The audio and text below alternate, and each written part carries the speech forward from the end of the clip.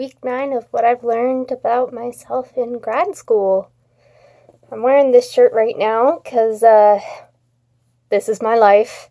Just stop stressing me out, please. And yeah, the outfit I wore last week didn't really feel me enough. It felt nice to put on a posh look for a little bit, but I dressed up a little differently today just to feel things out. So a big thing happened in school last week. I actually got quite triggered in class, and I was proud of how I handled it in class. During class, I had a little stress ball in a shape of someone in a fetal position. And whenever I feel like I need to get into the fetal position, I just squeeze that instead. And once I'm out of public, I can go get into the fetal position. But in the middle of class, probably not the best idea. So yeah, I was squeezing that. I was taking deep breaths. I was giving myself a little shoulder massage and just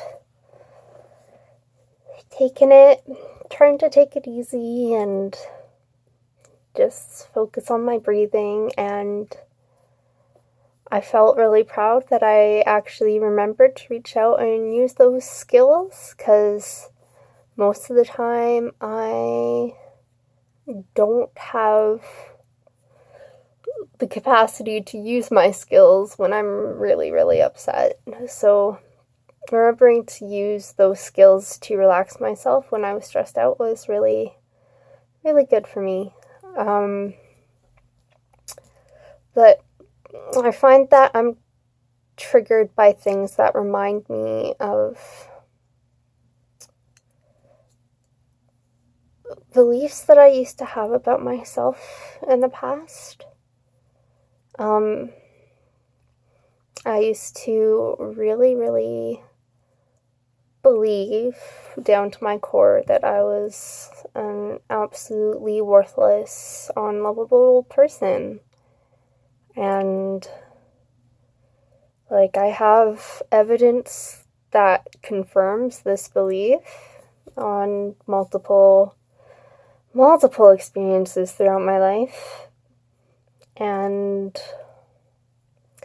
in class last week, I was reminded of some more recent experiences. Well, not super recent, a few years ago, but not back when I was a kid. I would have probably been about 20, 21. I don't know. But yeah, I got reminded of things in my relationship where me and my fiance had been having communication problems that my mind just automatically negatively interpreted that as, he doesn't care, I'm not worth anything to him or to anybody, and I ended up in a really bad spot emotionally. And honestly, as soon as I rode the train home and got into my car that night when I was triggered, I was crying a lot, and it was a lot of pain. But that just shows I need always more stuff I need to work on. But I took the time to bring up the specific issue to my fiance, and I don't think I really found any closure on it, unfortunately, but it was talked about, and I got at least a little bit of reassurance from him that my negative interpretations were completely off base, and reminded me how much he loves me, which I appreciate. And I know, but I always appreciate the reminders.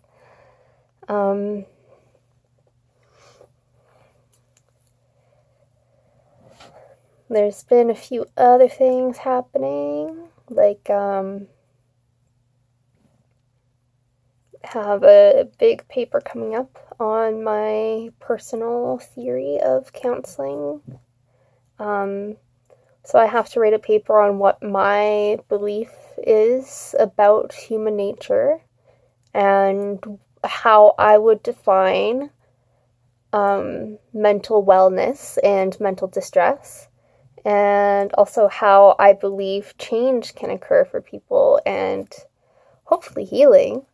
And I've been doing a bunch of reading and catching up on readings mostly in my textbook for that course because I want to have awareness of all of the theories in the textbook at least before I 100% decide which theory I'm going to try and align myself with, or if I'm going to integrate a bunch of theories, or what I'm going to do. And I only have one more chapter to read, which is exciting. And I've got a pretty good feel for what I'm going to write about. And I came across a theory that I almost totally disagree with my own values, but I do see the validity of it and why some people would believe in it and use it, and I can see how it would be effective with some people, but for me, well, part of the theory says that the person is responsible and has control over everything that happens to them and always has all the choices, and if they're depressed, really they're depressing and they're bringing it on themselves. And like, for me, I mean, I guess for some people, realizing that, hey, there's stuff that I can personally do to fix this might be a good thing, but you don't have to blame the person for their problem to do that, really. I mean, if somebody was trying to counsel me and was saying, you know, you could just choose differently and you'd be okay. I mean, they wouldn't put it so bluntly. They'd probably be a lot more gentle, but still, like, even the slightest bit of that would tear me apart. I think I mentioned before that I'm starting to learn that I have issues with anger, that I always direct anger inwardly against myself. And if somebody's telling me every issue I have in my life is my fault, like, if I start to integrate that into my own beliefs, or even if I, like, strongly deny that to them, but still kind of in my head kind of think maybe they're right slightly, like, man, I don't know if I'd ever be able to come back from that. Just, I mean, everybody has their stories and reasons for how they act the way they do, and maybe making some different choices could help, but they're in the situation they're in for a reason that is not solely because of them. There's always some biological factors and environmental and societal factors, and just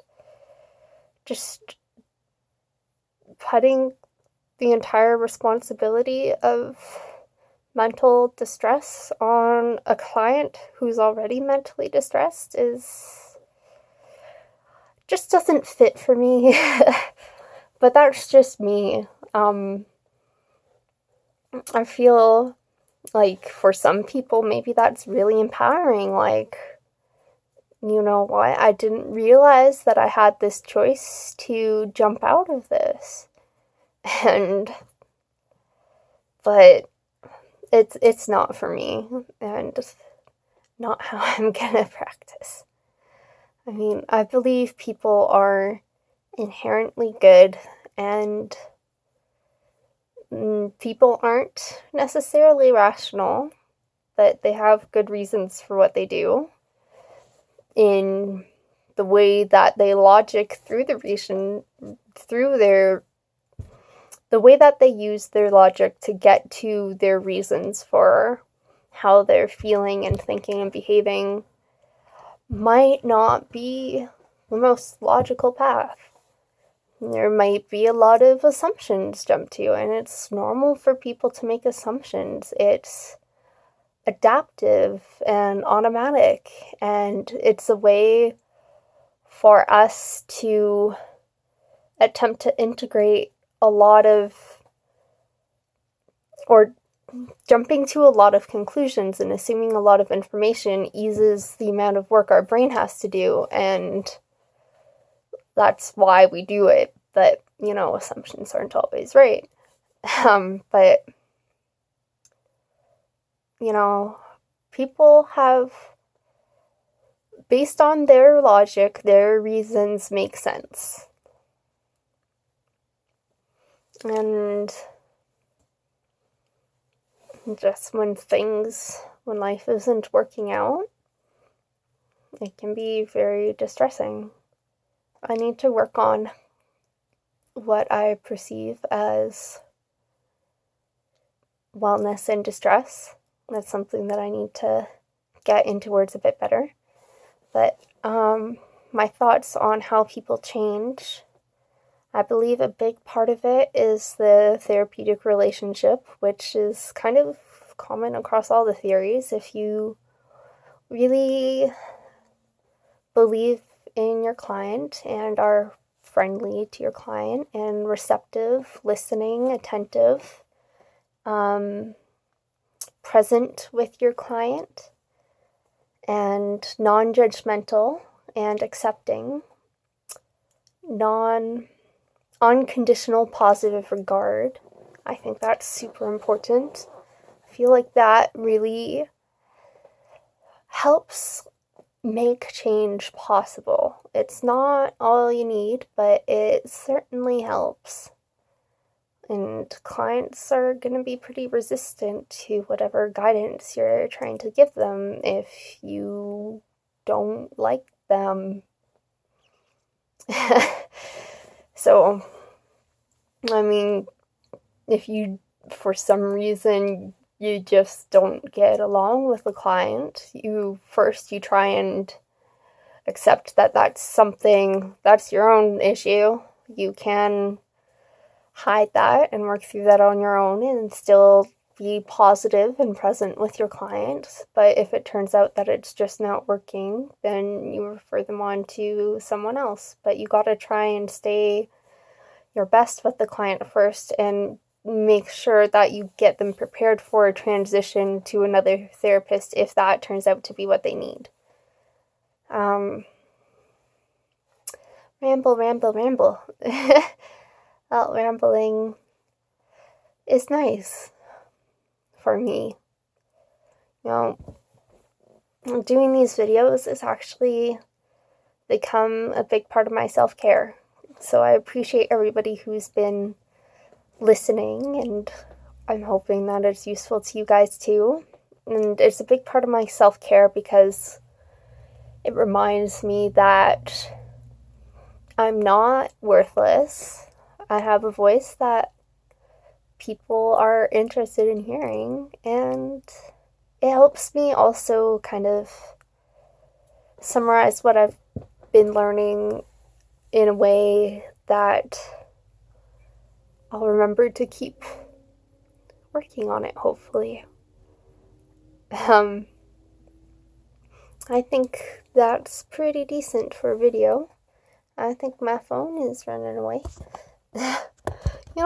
It's kind of funny that the best camera I have right now is the camera on my cell phone. Like, I have a digital camera and a camera on my laptop and my tablets and stuff, but by far my phone camera is the best. It's weird how technology changes over the years. It just feels odd. I just have this weird assumption in my head from before where phone cameras were really crappy, but not the case anymore. Anyways, you all participate in self-care too, whatever that might look like. And don't care about what other people might think of how you take care of yourself. You know what you need. What you need might not be what somebody else needs. Like, some people enjoy just taking a nice long shower, and that's really calming and a place for them to collect their thoughts and stuff. But for me, that is really horrible, and I hate getting wet, and I hate getting stuff in my face, and if I get something like around my mouth and nose, I have a panic attack. It's like, oh my god, I can't breathe. So, everybody's self-care is differently. So, take care of yourselves, and see you next week.